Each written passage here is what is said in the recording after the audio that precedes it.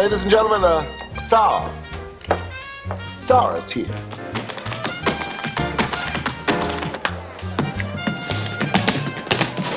Yes! Yeah, boy, the tap dancing will never end here on another episode of the Top 10 Favorite and for what I believe are the best performances by some of the greatest actors in all of cinema.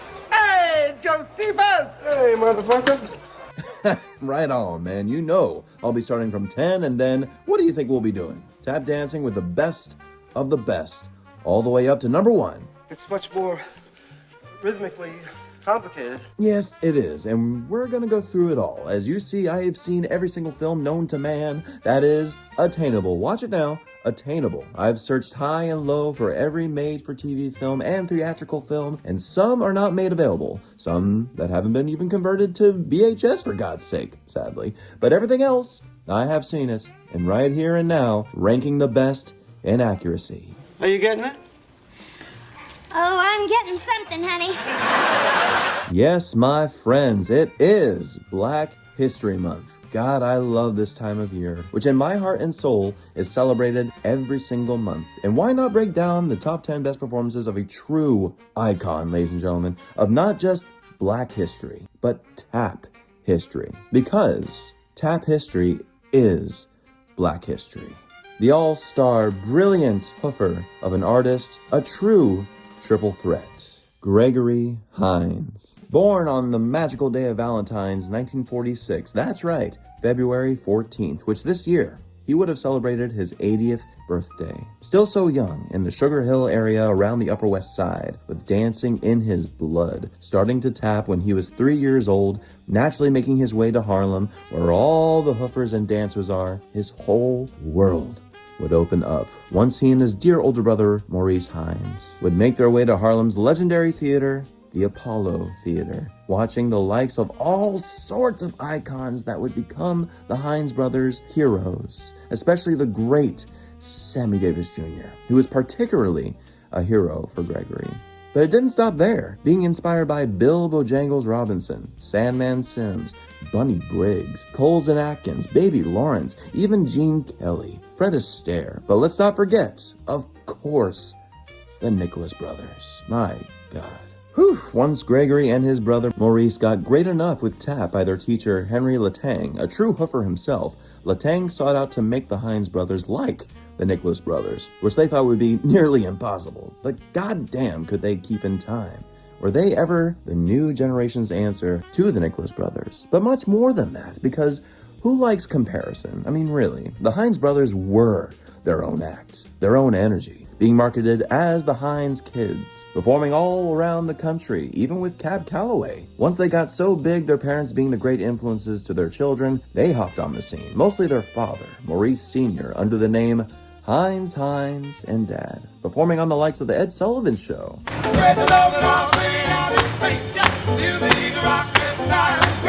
And Sesame Street, of course. The act was wonderful fun, great exposure, great entertainment, making them bona fide stars. But one thing was clear about Gregory. He was a true hoofer that practically danced to his own improvography. Of all dancers he felt he emulated most, or was inspired by, it would be the likes of Teddy Hale, whom Gregory said he was such a dancer that didn't keep time. He improvised his act, and it was that ingenuity, the electricity of those tap shoes hitting the pavement, hitting the plywood floors, that boosted Gregory to become a bigger star singularly. Yes, causing friction within the family, but in the end, the love was always there around the Hines family. With the ability of dancing and training at the Quintano School of Young Professionals, his growth as a triple threat was skyrocketing. But self-discovery took over, even exploring California during the hippie movement, and performing in a band called Severance in the mid-1970s. Have you heard some of their music? Audrey looks you in your eye, then she turns and runs away.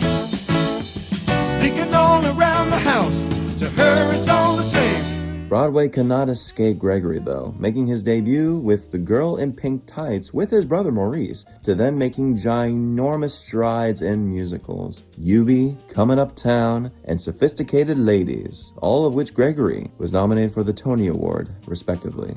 He finally received the Tony for Best Actor in a Musical for his groundbreaking and breathtaking performance as Jelly Roll Morton in Jelly's Last Jam. High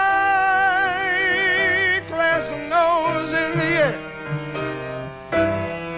Hey! Don't nobody care. Creole as or otherwise, you're still a nigger in their eye. Wholeheartedly deserved, for the whole performance and show was designed around Gregory, with substituting Jelly Roll as a pianist with tap dancing naturally, for which he still choreographed as well. And Gregory still pulled out the work as a pianist, the best he could for that, creating a three-dimensional take on one of jazz's most influential artists and reintroducing jazz to the 20th century. Through all of his brilliant appearances and specials on Broadway and television, from Steve Martin's Best Show Ever, featuring Steve and Gregory dancing to Fit as a Fiddle, Tap Dance in America, which showcased the history of tap, to Motown, Returns to the Apollo, all earning Gregory Emmy nominations for his work.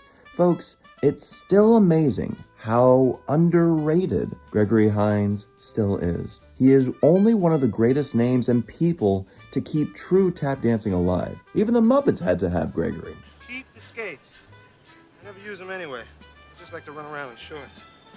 As long as you have the charisma, which he most certainly had, you can do anything in cinema, fueling us and overjoying us with many of his TV spots, notably as Ben on Will and Grace. Hey, Grace. Hello, Mr. Doucette. Ooh, ice, ice, baby. And even then, you still couldn't keep him from dancing. To having his own show on CBS, simply The Gregory Hines Show, which only lasted for 22 episodes, sadly, but really wasn't a bad show. Yeah, what you're going through is perfectly natural. No, man, first time I ever laid eyes on your mother, I just became a complete idiot.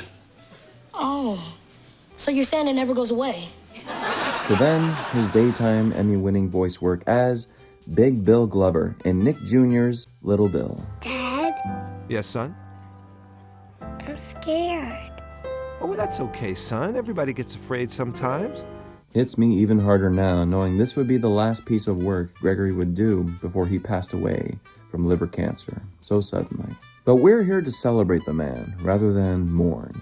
As a reminder, my brothers and sisters, as we get into the top 10 here, you know we only cover film and made-for-TV film, rather than those TV and Broadway appearances, which still opens up to the vast opportunities and range of Gregory Hines as an actor. No matter what genre, no matter what skill he built within himself, and no matter what challenge and controversy he went through, Gregory Hines had the stuff that inspired the biggest dreams you ever had, and still do.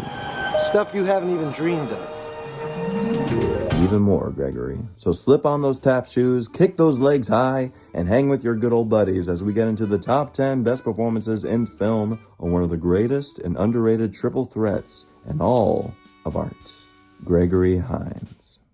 Now, we're starting off at number 10 with one of the greatest and classiest classics ever made, The Tick Code, which is still sadly a hidden gem. Hard to find if you can get it, which I was able to, and if you find it, you'll be blessed, for Gregory takes on not the tap shoes for this one, but the sax, as well as Tourette syndrome, working his own program to combat the syndrome and pushing himself to help the son of the woman he's seeing, who has the same syndrome as he does. Gregory's performance required a lot of work and patience, for he studied the person the character is based on, saxophonist Michael Wolff, who is also co-producer and composer of the score. Wolff is also married to the writer, co-producer, and lead actress of the film, Polly Draper. So the truth and business of Gregory's character, Tyrone, is all there. So it was just up to Gregory to inhabit it all through his body and soul.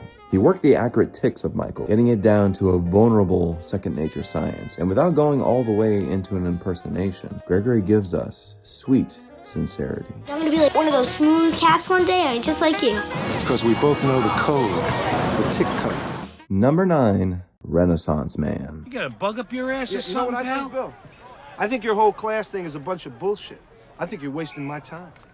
Your time? That's right. It's their class. I don't see you in the class, so lighten up, will you? Their time is my time, Bill. Now, I have exactly 54 days to teach these young kids what it takes to save lives in combat. In combat, Bill.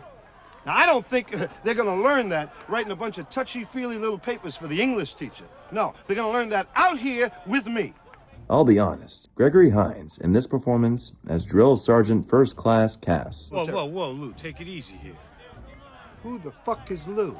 was among the very first times I saw the man. After Muppets Take Manhattan, of course. See what the Huggies will get you? Yes, so I learned of Gregory as being a hard actor. And as a drill sergeant, you really need to tear your privates a new one. Wrong choice of words there. Director Penny Marshall was weary on casting Gregory in the role after Bing Rames declined the role for Pulp Fiction, thinking Gregory was too nice to play a drill sergeant. And yeah, I can totally see that because Gregory is such a beautiful person. However, you love the moments Gregory has with star Danny DeVito. Man, you've been on my bad side ever since the day I laid eyes on you. Now, you better comprehend this, Bill. You better get this down, because I have had it with your smug college boy attitude. Yeah. Now, you listen to me. Stay away from me, and don't you ever, ever impugn my authority in front of my soldiers. I honestly don't know why this film is completely shat on, personally. Sure, it may be hokey, but it's one of those cases, yes, where I have nostalgic connection to it, with Shakespeare's Hamlet and Henry V being a strong undertone to the whole narrative. Young privates needing to up their reading comprehension scores, so DeVito gives them Hamlet, to the annoyance of Hines, thinking that's not what they're in military school for. And I love that moment, that Hines drilling them in the rain, shoving it back in their faces, having each one of them recite Shakespeare to see if they even know or comprehend any. I am moved, yes, because of the language, but also Gregory's change of heart in that moment. He really does make that scene with his sincere reaction. Not enough, Drill Sergeant? Yes, Benito. Good. Number 8. Why is History of the World Part 1? Hey, what country you from? Ethiopia. What part? 125th Street. Which is quite accurate for Gregory himself, making his amazing film debut. What a perfect debut, working with Mr. Song and Dance and funny as hell, Mel Brooks. Stand-up philosopher. What? Stand-up philosopher. Oh, a bullshit artist. You talk about a perfect happy accident to take the role of Josephus after poor Richard Pryor had to drop out due to his unfortunate burning accident. Gregory was actually recommended by the legendary stage presence herself, Madeline Kahn, to take over the role, being a 2-time Tony nominee at this point, and thank God, because when you see Gregory and Mel together, you ask yourself, why no more partnerships after this? Because my lord, seeing Gregory handle all this belly laugh-inducing comedy is everything our hearts need. I'm Jewish, I'm telling you. Call the temple. Call the rabbi. Call the Samus Davis Jr. Call Samus. He'll vouch for me. He and I are tight. Gregory alerts the world and Hollywood that he can make it in film, and this was that piece of movie magic. How'd you do it? How'd you get all the way here from the Roman Empire? Oh, don't be square, Moshe. Movies is magic. Oh! Number 7, Running Scared. You're under arrest. You have the right to remain silent. Anything you do or say will be used against you. You have the right to an attorney. Give me your guns, man. No, you can have the cash, but we got to keep the guns. Shit! No, I don't want to be You have the right to a responsible for continental guns falling into breakfast. the hands of You have riffraff the such right as to the yourself. beverage I'm gonna shoot your ass. Pointing a gun at a police officer? Can we waste them for that? I think so. Yeah. You know, this kind of thing starts in a home. It's the educational system. No, the new math drives them nuts. Right to the streets. You ready? Yeah. That's right, the great buddy cop comedy that still wishes it was Lethal Weapon. Yes, even coming out a year before Lethal Weapon. But when it comes to our leads, Gregory and Billy Crystal, you got Chicagoan charisma right here. These two utterly save this lukewarm cop chase him and shoot him upper, where the script completely lacks and lusts. Thanks to the improvisations between Crystal and Hines. Turn to the right, please. Not you, sir. Number 5. At least we have 2 cops, 2 actors whom we feel absolutely love each other. In a film that was completely reworked and retooled from its original premise of older cops retiring, but still in the shit. I mean, the script originally intended for Gene Hackman and Paul Newman, director Peter Hyams did only one good thing out of this whole picture. He hired Gregory and Billy, marketing them as new up-and-coming talents, even though they were both in the game for quite some time. Hollywood being all hip with their Rod Temperton and Michael McDonald score. I mean, I love that music video of Sweet Freedom with Gregory and Billy. Anybody who's anybody in love with buddy cop films, you know it comes down to the chemistry. And Gregory proves here as an action lead that he can make any genre work, no matter how difficult the script may be. We only wish we had more of Gregory and Billy together. Just promise me you'll go without me. All right, I promise I'll go without you. You'd go without me? You just asked me to go without you. Without me? You son of a bitch. Where's my gun? I'll kill you first. Feeling better? Must be the vest. Number 6, Off Limits. Civilians, troops, gangsters, cowboys, deserters, refugees, dopers, black marketeers. God, I love this town.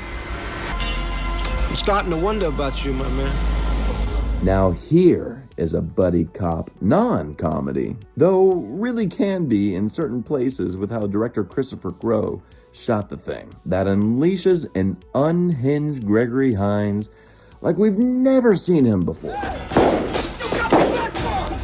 Better yet, paired with the one and only Willem Dafoe. I mean, come on, Gregory and Willem together is really an appetite for 80s crime-busting destruction, with again, some brilliant improvisation on Gregory's end with this moment. It ain't worth the paperwork. I don't give a shit about paperwork. I want them nuts. I'm gonna throw them in the fucking sewer. Think about it. Here I come. Take the fucking I can't control him. So good that he even brought it back. Speak to me. I think we should pull his fucking nuts off.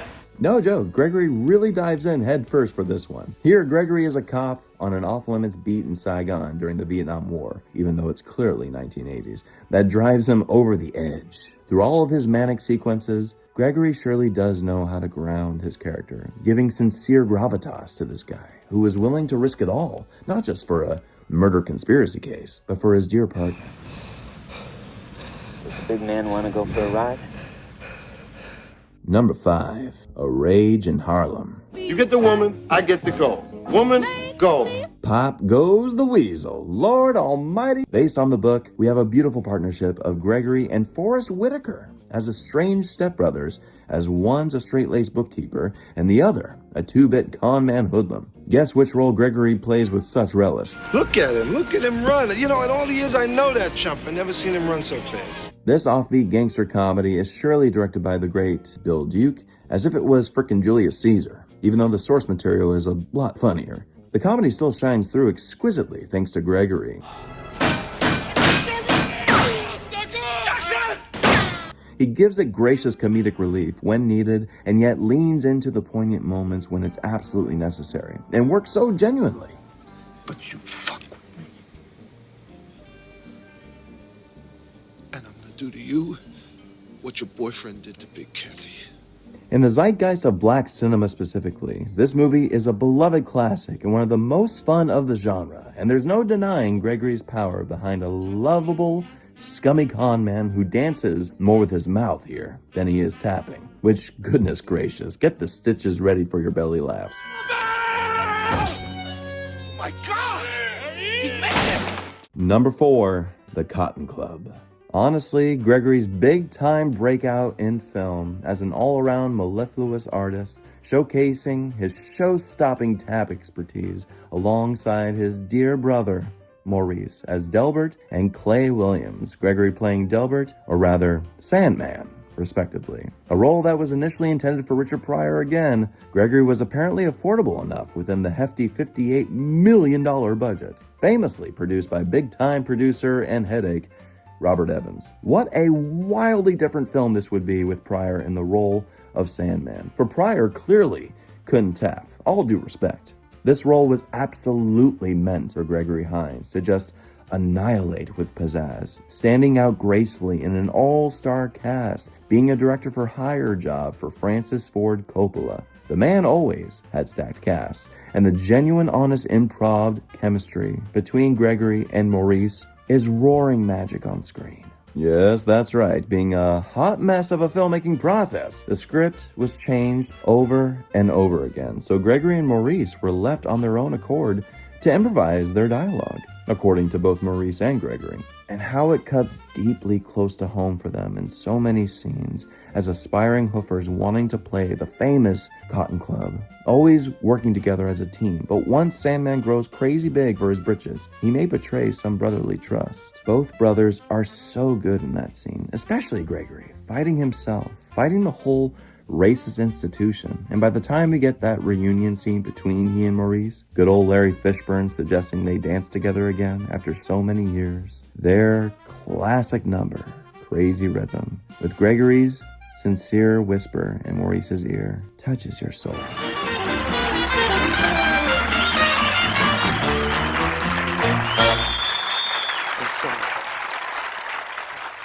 May I suggest the Cotton Club Encore edition, being Coppola's director's cut, including more numbers because always and forever, seeing Gregory on screen, tapping his heart and soul out with a deeper family is everything art was created for.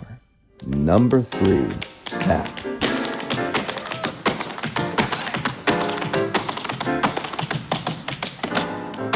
How I surely wish this was much higher, gang. I really do, and it probably should.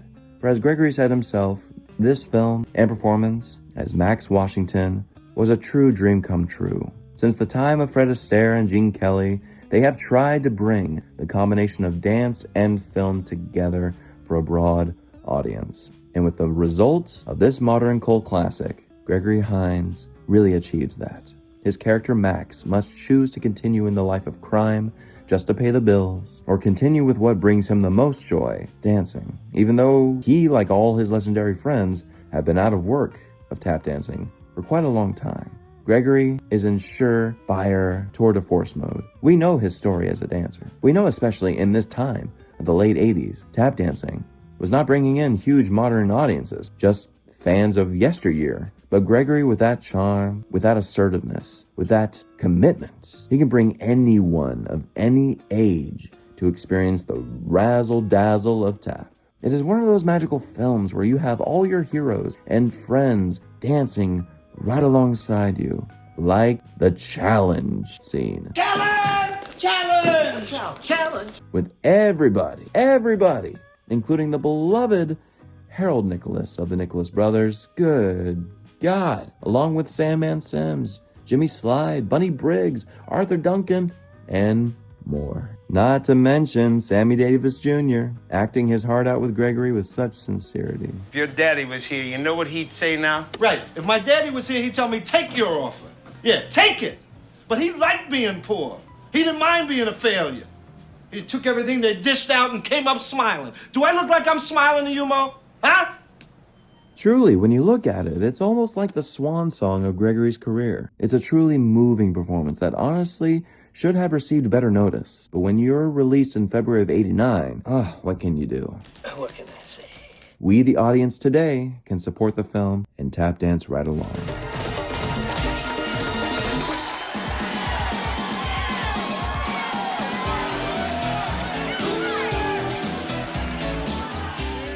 Number 2, White Nights. I kept saying to myself, this war's got to be about something. Can't just be hired killers. It's not possible. We're Americans!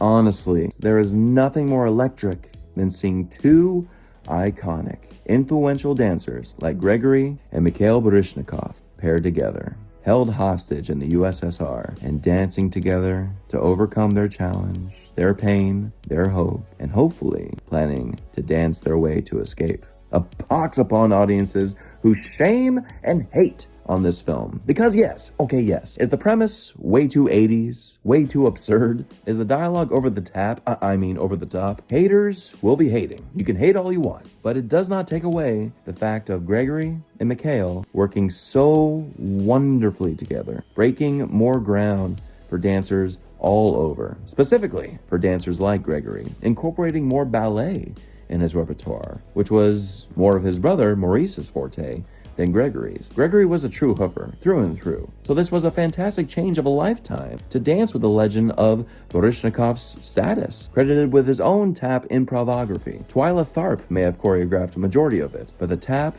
was always Gregory's. But still, on top of the brilliant tapping, the brilliant succeeding challenge of Gregory's ballet technique in those studio numbers, which is everything of this movie. Gregory's performance, his heart in turmoil, is palpable and among the most intense he's given. He knew how risky this film was to do in Leningrad. He knew what was at stake and what it even meant to Mikhail Baryshnikov. So he gave it everything he got, because an actor like Gregory never wanted to phone it in. Because how can you phone in tapping with your heart? I'm going home.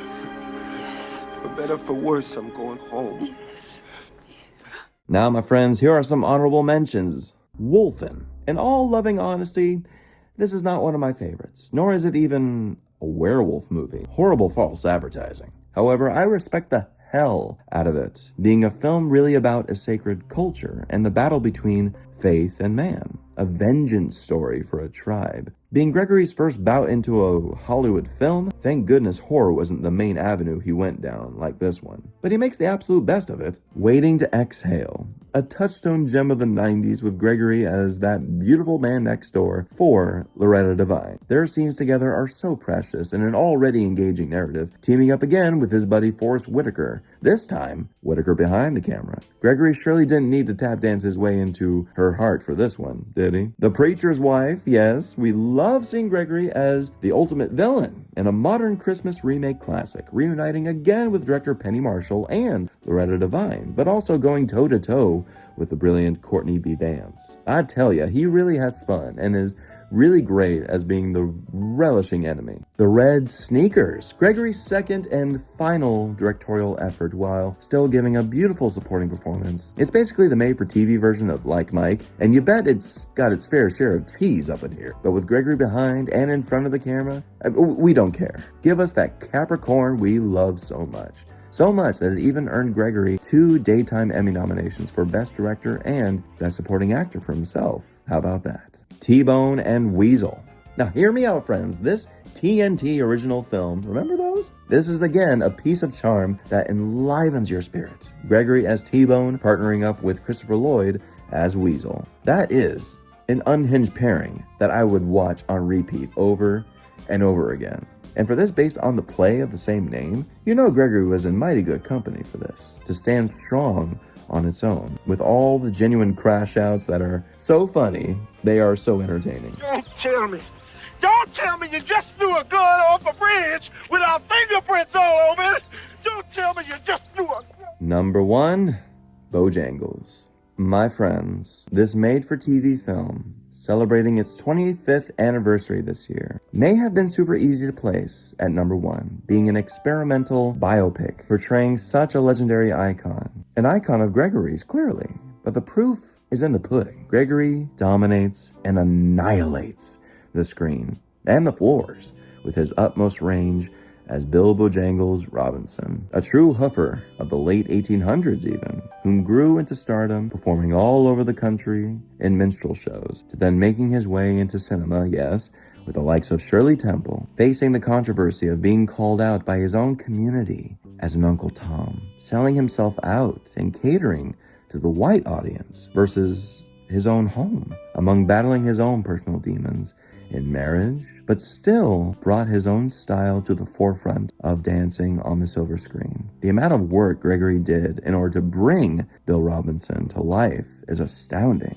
working with his faithful teacher again, Henry Latang, as choreographer, switching his natural right foot tapping to his left foot. For Bill Robinson was a left foot tapper, and Gregory was a right foot tapper, recreating the famous stair dance in true masterful authenticity, all while Gregory was suffering from his recent hepatitis C diagnosis, which obviously increased his liver cancer. Making a film and building a true character of this magnitude while you are sick is just heartbreaking. And like a true artist, as Gregory was, he wanted the project to be finished, knowing it could be the last thing he would ever do, or knowing confidently he would beat this disease. All left I have to say is, Gregory Hines surely did beat it in these moments, as Bill Bojangles Robinson, the honorary mayor of Harlem, in an Emmy-nominated performance for Best Actor, which he should have won. I love you, Kenneth Branagh, especially in Conspiracy, for which you did win. But in my mind, body, and soul, Gregory Hines could never get enough recognition. Even after receiving the honor of his own postage stamp, posthumously in 2019, that the remaining Hines family, his brother Maurice, and son and daughter Zachary and Daria, were present for. Even his own pop album, self-titled, right after he sang with the other GOAT, Luther Vandross, on the #1 hit single, There's Nothing Better Than Love. We can all still lament on how too soon gone Gregory went at just the humble age of 57.